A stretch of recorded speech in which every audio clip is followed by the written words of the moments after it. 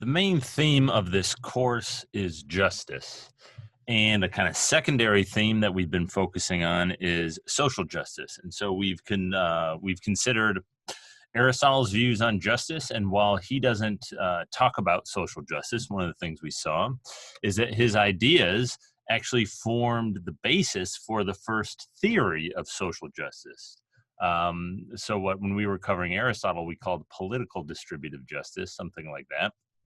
That's what came to be called social justice. We then went forward to what I called kind of classical liberalism, looking at Locke and Hobbes. And while, again, they don't really talk about social justice at all, they don't really have much of a theory of it, we did focus on their ideas concerning justice. And for a theory, a kind of classically liberal or a liberal theory of social justice, we went forward in time again to John Rawls and his theory of justice, which is a theory of social justice. We're going to close our unit by considering one of the most influential figures on modern politics. And any discussion of justice and social justice would be, I think, incomplete without talking about Marx and Marxism. There's a certain irony in that, right?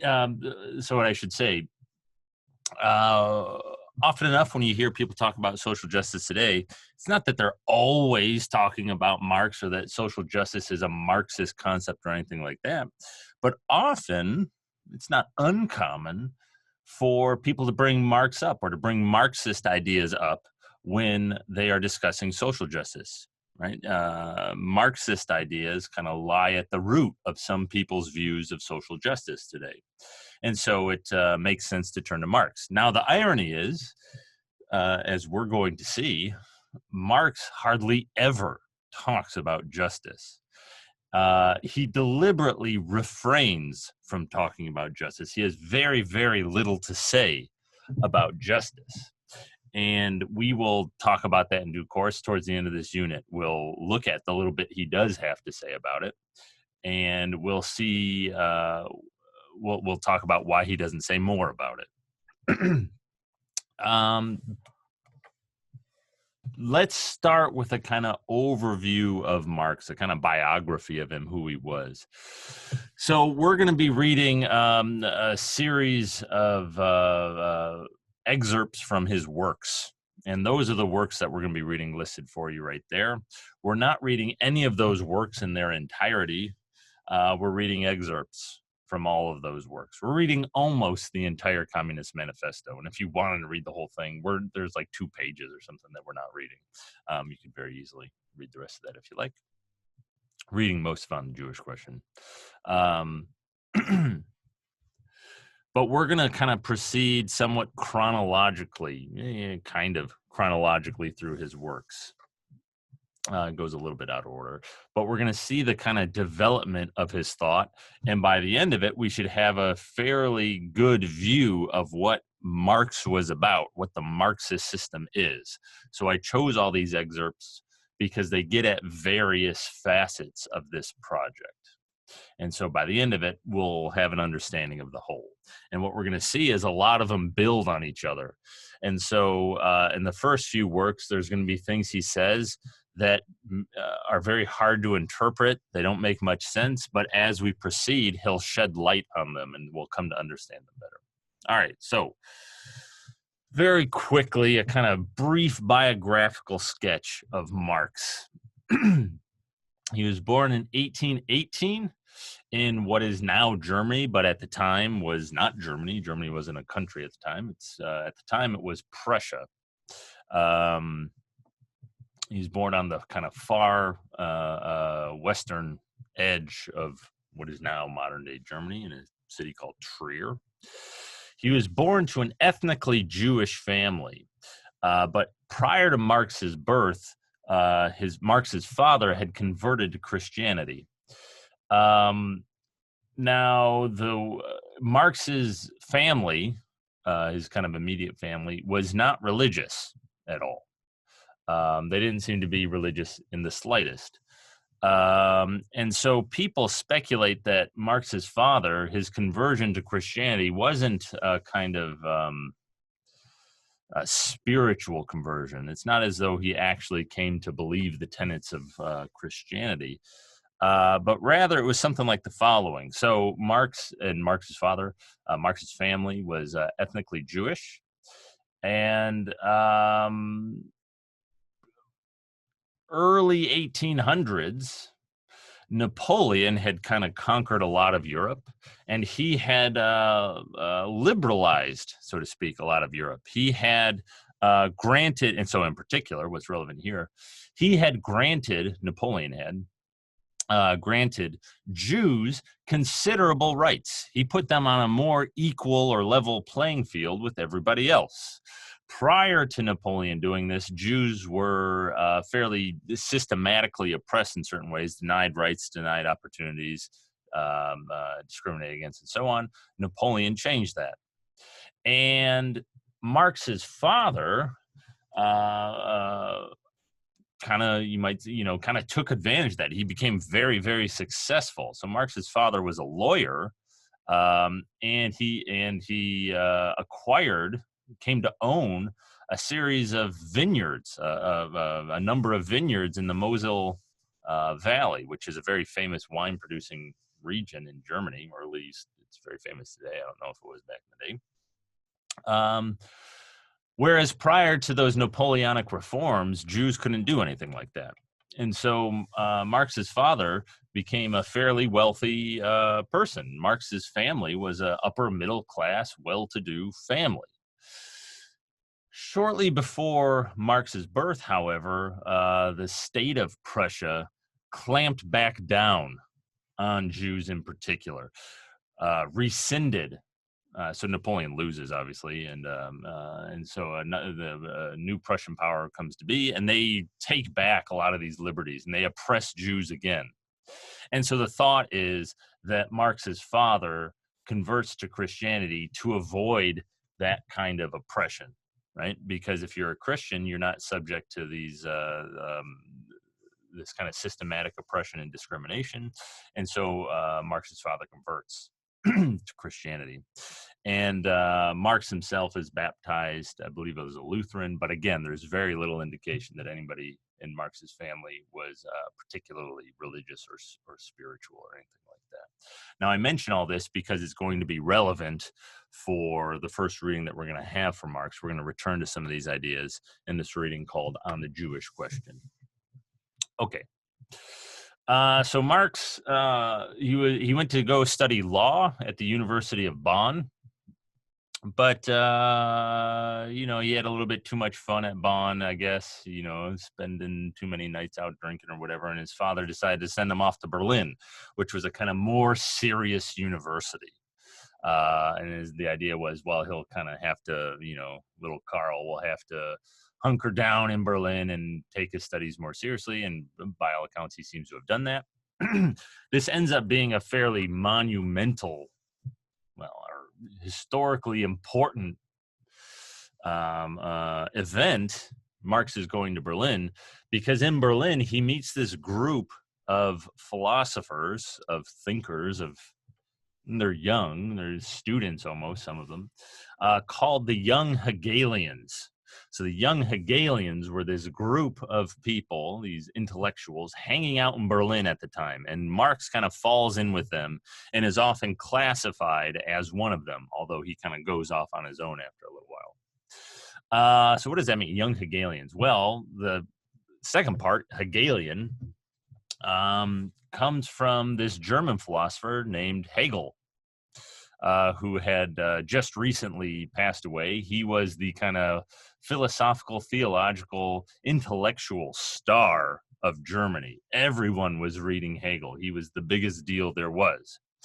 And he inspired followers. And so people kind of followed in his footsteps. And there were kind of two main groups of these followers. There were the Young Hegelians, who are sometimes also called the Left Hegelians, and there were the Right Hegelians.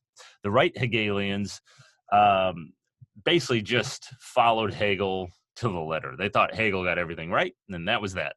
And they just tried to, spread his ideas and something like that. The young Hegelians, the left Hegelians, by contrast, they were kind of more radical. They thought Hegel had a pretty interesting approach, but that it needed to be changed and modified in all kinds of ways. Hegel was a Christian of a stripe. He was a fairly kind of politically conservative thinker. The young Hegelians were neither of those things. They were atheists. They tended to be more revolutionary in certain ways, more sympathetic to socialism, the kind of upsurging of socialism and communism that was starting to happen around this time. Much more critical of existing power structures and so on. The most famous of these young Hegelians are the three people I've listed there. Bruno Bauer, who I mentioned because On the Jewish Question discusses Bruno Bauer quite a bit. Bruno Bauer and Karl Marx became pretty good friends. They were both these involved in this kind of intellectual circle of the young Hegelians in Berlin. But in what we're reading, actually, in On the Jewish Question, Marx criticizes Bauer, and this criticism kind of leads to a falling out between Marx and Bauer, and Marx more generally kind of abandons the young Hegelians. A couple more young Hegelians who are fairly well known, but these people are certainly not household names. Ludwig Feuerbach. Marx wrote a very famous not even a treatise, it's just a few pages. We're not reading any of it, but called The Theses on Feuerbach. The theses about this guy, Ludwig Feuerbach. Very famously an atheist, Feuerbach was. And then David Strauss, who's perhaps today kind of most well known because Nietzsche wrote an essay, Friedrich Nietzsche, who again we're not reading, but he's more of a household name. He wrote an essay criticizing David Strauss. Those are some of the young Hegelians. So Marx was kind of in this lively, radical intellectual circle. And this ends up being formative on his own views, right? There's a lot written on the Hegelian influence on Marx. One of the things we're going to see in the Communist Manifesto is Marx has this idea that society goes through certain stages and there's a certain kind of logic to it. He gets these ideas from Hegel. So he's hanging out with these people. He writes his passions kind of lean towards philosophy, and he writes a dissertation in philosophy. But the University of Berlin is a somewhat conservative university. The faculty there are somewhat conservative. And it becomes known during his time as a student that Marx is not like that. He's more radical. He's an atheist. He's more revolutionarily minded. Critical of Christianity and so on. And so he doesn't submit his dissertation to the University of Berlin. He thinks they will reject it. And so instead he submits it to the kind of more liberal faculty at the University of Jena, and they accept it in 1841. Now, because of this reputation that he and the young Hegelians had kind of acquired for being kind of more radical, critical, revolutionary, and so on, Marx doesn't even really attempt to land an academic job. He knows that it would be fruitless. He knows he wouldn't get one. No one's going to hire this kind of guy. And so he doesn't go into academia. Rather, he becomes a journalist. He starts writing for newspapers. He starts his own newspapers. And his life at this point becomes rather, kind of hectic. He's moving all around because he keeps getting suppressed and banned. And so I give you a list there, right? He starts off in Cologne, which is a city which was in Prussia, modern day Germany. His paper is shortly banned, however, by the authorities. So then he moves to Paris, where he's the editor of a new newspaper that he starts. But then that paper is banned by the authorities in 1845 because these papers are publishing kind of revolutionary ideas, right? Very critical of existing power structures, things like that. So he goes to Brussels, starts a paper over there. And the trouble he runs into Brussels is not that his paper is banned, but I believe it's something like a relative of his dies and leaves some money to Marx. And Marx takes a big chunk of that money and allegedly, I guess it's not entirely certain whether he did this, but allegedly uses gives that money to a revolutionary group in Brussels. And so Marx gets exiled for that. They kick him out. You can't fund these kinds of groups. And so he goes back to Cologne, starts another paper, which then very shortly gets banned again. And so he doesn't really have a home on the continent. He can't go do his thing anywhere on the continent of Europe. And so he moves on over to London in 1849, and he stays there for the rest of his life. So he's based in London for the majority of his kind of professional career.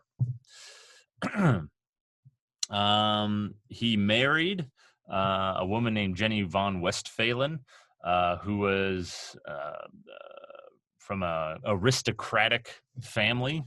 That's why the von, V-O-N, is in there. Anybody with that in their last name, that's like a signifier of aristocracy. It's a kind of controversial wedding, or a kind of controversial courting, I guess we'd say at first.